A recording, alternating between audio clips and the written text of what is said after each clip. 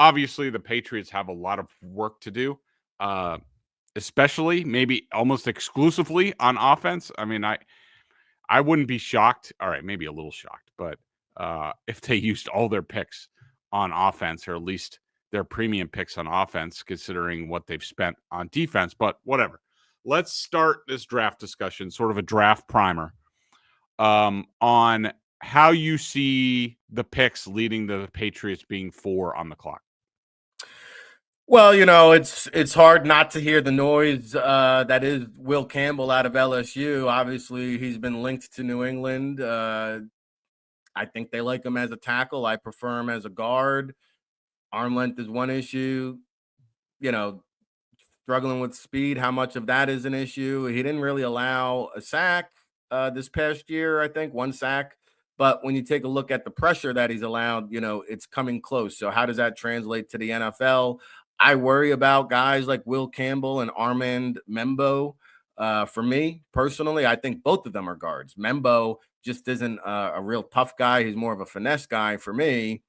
And I could see both of those options in play for the Patriots at number 4.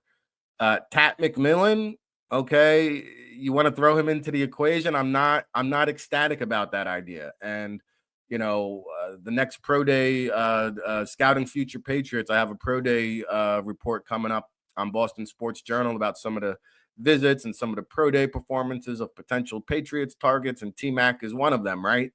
And I saw a lot of different kind of 40 times reported. I saw as low as 4.48, but I checked in with a couple people that were there on location, and I think most scouts had them in between the 4.52 and 4.55 range, which is fine. It's adequate. Okay.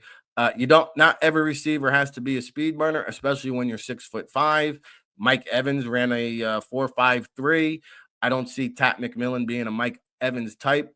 I saw Daniel Jeremiah put out a stat that I was not aware of, which was a first round wide receiver that is ran sub 4.55 has not been drafted since Mike Williams from the Detroit Lions back in the Matt Millen era.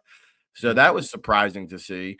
But, listen, I don't think, like, Tat McMillan to me is too much of a boom or bust prospect. He's not a refined route runner. Yes, he makes the vertical plays and has a highlight reel filmed of acrobatic catches, looking like Burt Lancaster on the Trap NZ over there. But, I don't want a guy that just flashes big plays. I want my wide receiver 1 to be a refined route runner and not an all or nothing type of play. So to me, as much as they need a receiver, as much as they need a big play weapon, like a guy like Trey Harris, who might be hanging out at number 38 out of Ole Miss, I would feel much more comfortable with him. He's big, he's physical, he's fast, more quick than fast. Again, one of these low to mid 4.5 range guys, but I'm okay with that. And, he was Jackson Dart's go-to target. You're getting him at a premium value because if he didn't have the injury this past year that limited him to 8 games, he would be a first-round lock, in my opinion.